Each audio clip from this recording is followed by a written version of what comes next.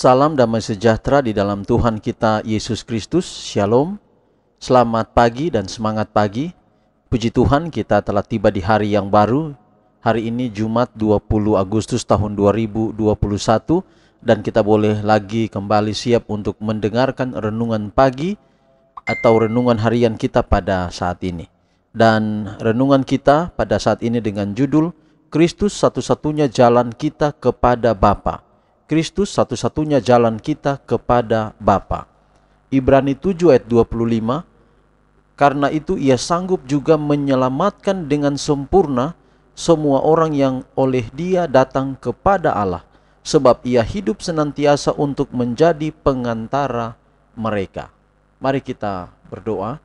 Bapa di surga, biarlah kiranya pekabaran firman Tuhan hari ini boleh menjadi berkat dalam kehidupan kami. Roh Kudus menuntun kami, sehingga kami dapat mengerti, memahami, dan selanjutnya berkomitmen untuk menghidupkan. Dalam nama Yesus kami telah berdoa. Amin. Sekali lagi ayat renungan kita, Ibrani 7 ayat 25. Karena itu ia sanggup juga menyelamatkan dengan sempurna semua orang yang oleh dia datang kepada Allah, sebab ia hidup senantiasa untuk menjadi pengantara mereka. Bagaimanakah Allah diperdamaikan dengan manusia? Oleh pekerjaan dan jasa Yesus Kristus yang mengesampingkan segala sesuatu yang akan menyelip antara manusia dan kasih Allah yang mengampuni. Hukum yang telah dilanggar manusia tidak diubah untuk menerima orang berdosa dalam kondisi kejatuhannya, tetapi dibuat nyata sebagai transkrip dari tabiat Allah, menjelaskan kehendaknya yang kudus dan ditinggikan serta ditingkatkan dalam kehidupan dan tabiat Yesus Kristus.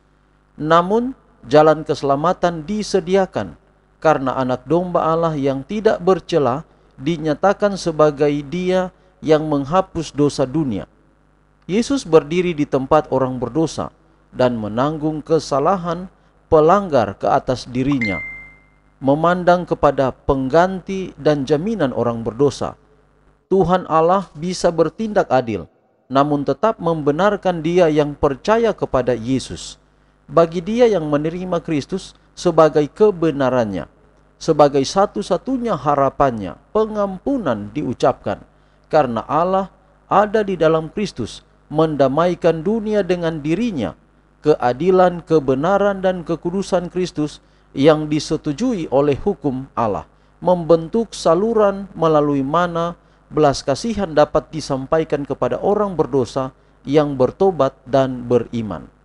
Mereka yang tidak percaya kepada Kristus tidak diperdamaikan dengan Allah, tetapi mereka yang memiliki iman kepadanya disembunyikan dengan Kristus di dalam Allah.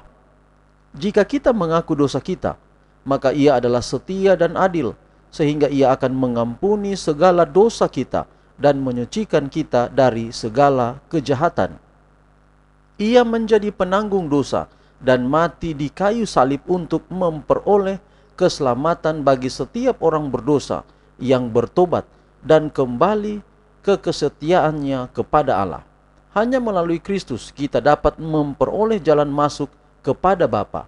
Yesus berkata, "Barang siapa datang kepadaku, ia tidak akan kubuang." Kristus menanggung dosa-dosa si pelanggar dan menghisapkan kebenarannya serta dengan karunia-Nya yang mengubahkan, membuatnya mampu bergaul dengan malaikat dan berkomunikasi dengan Tuhan. Jadi sekali lagi saudara, renungan kita pada pagi hari ini kembali berbicara tentang Yesus adalah satu-satunya jalan kepada Bapa. Kalau kita pelajari perjanjian lama, kita akan menemukan mulai Keluaran pasal 25 tentang perintah Allah untuk membangun tabernakel atau membangun bait suci portable yang dapat dibongkar-bongkar, dan pada waktu itu disebut dengan kemah pertemuan atau kemah suci. Kemah pertemuan adalah tempat bertemu manusia, tempat bertemu umat atau orang Israel pada waktu itu dengan Allah. Sekali lagi kita telah pelajari di waktu yang lalu tentang simbol bahwa ketika manusia jatuh ke dalam dosa, Allah tidak dapat menunjukkan wajahnya langsung kepada manusia. Allah tidak dapat bertemu muka dengan muka langsung dengan manusia. Allah bisa bertemu dengan manusia, tetapi di dalam bentuk simbol-simbol. Maka kita ingat ketika Musa bertemu dengan Tuhan di gurun Sinai, pada waktu itu Allah tidak dapat menunjukkan wajahnya. Allah tampil dengan simbol api, api yang tidak menghanguskan, belukar pada waktu itu. Dan justru di tempat itu Allah berkata, lepaskan kasut. Jadi Musa harus melepaskan karena tempat itu kudus. Kenapa kudus? Karena Allah hadir. Jadi sejak manusia jatuh ke dalam dosa, Allah tidak dapat menunjukkan wajahnya langsung kepada manusia. Itulah sebabnya perlu inkarnasi. Mengapa? Inkarnasi dengan tujuan adalah bahwa Yesus harus hadir ke dunia ini langsung.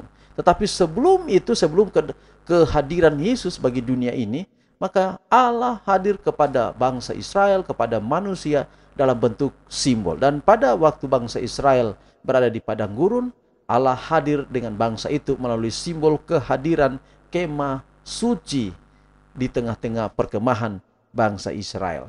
Dan kalau kita lihat perjanjian lama, maka kemah suci itu pintunya hanya satu, menghadap ke timur. Menghadap ke timur. Timur ini adalah simbol jauhnya dosa. Simbol jauhnya dosa. Jadi pintu kemah menghadap ke timur itulah pintu kasih karunia, di mana setiap orang berdosa boleh datang melalui pintu timur, dan pintu timur cuma satu. Dan kemah suci itu tidak memiliki pintu yang lain selain pintu di bagian timur.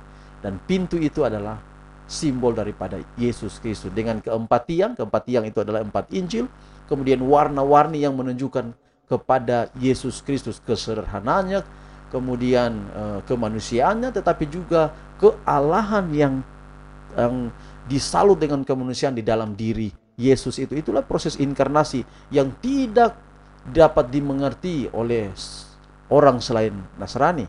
Maka kita percaya itu dan kita yakin pintu timur dan pintu kemah suci menghadap ke timur cuma satu.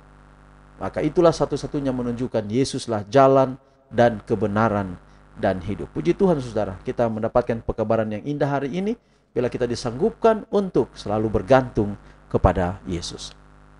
Saudara, mari kita akhiri renungan ini dengan doa, dan saya ingin mendoakan saudara yang pada saat ini terbeban dengan masalah-masalah, baik keluarga, pribadi, masalah kesehatan, masalah keuangan, masalah pendidikan anak-anak, pergaulan orang muda.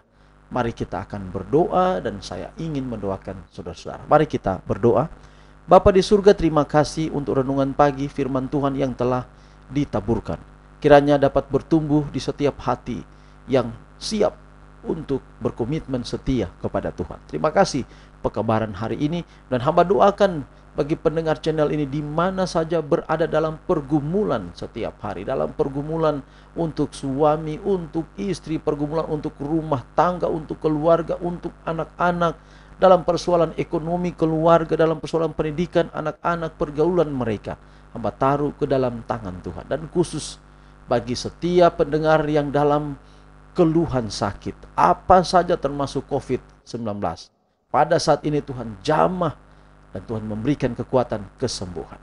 Berkati pemerintah kami, berkati organisasi gereja di mana saja berada, berkati umat-umatmu di mana saja berada, berkati channel ini semakin berkembang untuk kemuliaan bagi nama Tuhan. Sanggupkan hambamu agar dapat berkarya bersama Tuhan, dan karya Tuhanlah yang akan tampil di atas channel ini sehingga banyak orang terberkati. Inilah doa kami Bapa. Terpujilah nama Tuhan, dan kasih karunia-Mu di dalam damai sejahtera Yesus Kristus melalui kuasa Roh Kudus menaungi kami sepanjang hari ini.